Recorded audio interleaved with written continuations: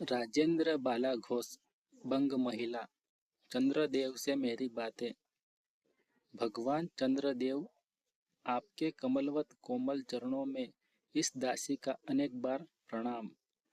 आज मैं आपसे दो चार बातें करने की इच्छा रखती हूँ। क्या मेरे प्रश्नों का उत्तर आप प्रदान करेंगे? कीजिए, बड़ी कृपा होगी। देखो, सुनी अनसुनी सी मत कर जाना। अपने बड़प्पन की ओर ध्यान देना। अच्छा, कहती हूँ, सुनो। मैं सुनती हूँ आप इस आकाश मंडल में चिरकाल से वास करते हैं। क्या यह बात सत्य है? यदि सत्य है तो मैं अनुमान करती हूँ कि इस सृष्टि के साथ ही साथ अवश्य आपकी भी सृष्टि हुई होगी। तब तो आप ढेर दिन के पुराने बूढ़े कहे जा सकते हैं। आप इतने पुराने हैं तो सही, पर काम सदा से एक ही स्थान में करते आते हैं। यह क्यों? क्या आपके डिपार्टमेंट में ट्रांसफर होने का नियम नहीं है? क्या आपकी गवर्नमेंट पेंशन भी नहीं देती? बड़े खेद की बात है। यदि आप हमारी न्यायशिला गवर्नमेंट के किसी विभाग में सर्विस करते होते तो अब तक आपकी बहुत कुछ पदोन्नति हो गई होती और ऐसी पोस्ट पर रहकर भारत के कितने ही सुरम्य नगर, पर्वत, जंगल और झाड़ियों में भ्रमण करते।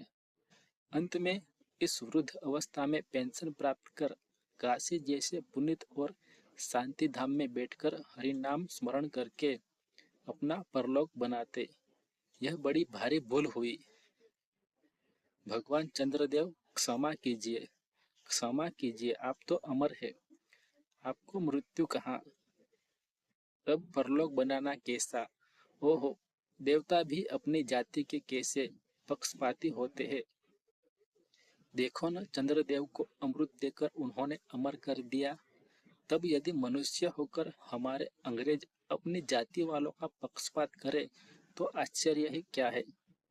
अच्छा, यदि आपको अंग्रेज जाति की सेवा करना स्वीकार हो तो एक एप्लीकेशन हमारे आधुनिक भारत प्रभु लॉर्ड कर्जन के पास भेज देवे। आशा है कि वे आपको आदरपूर्वक अवश्य आह्वान करेंगे, क्योंकि आप अधम भारतवासियों के भांति कृतज्ञ तो है ही नहीं, जो आपको अच्छी नौकरी देने में उनकी गौरांग जाति कुपित हो उठेंगी। और फिर आप तो एक सुयोग्य, कार्यदक्ष, परिश्रमी, बहुदर्शी, कार्यकुशल और सरल स्वभाव महात्मा है।